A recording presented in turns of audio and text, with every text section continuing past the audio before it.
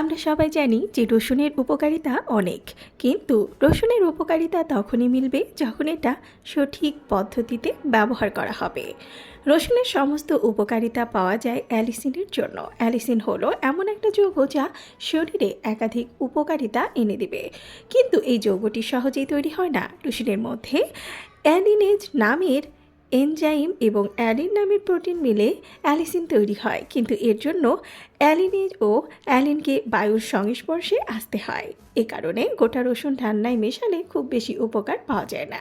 রান্নায় রসুন সবসময় থেতলে বা বেটে দিতে হয়। রসুন কেটে বা বেটে 10 মিনিট রেখে রান্না করলে তার পুষ্টিগুণ অটুট থাকে। এই রসুন ধোয়া ওঠা তেলে ছাড়া যাবে না, গরম তেল বা গরম কড়াইয়ে দিলেই হবে।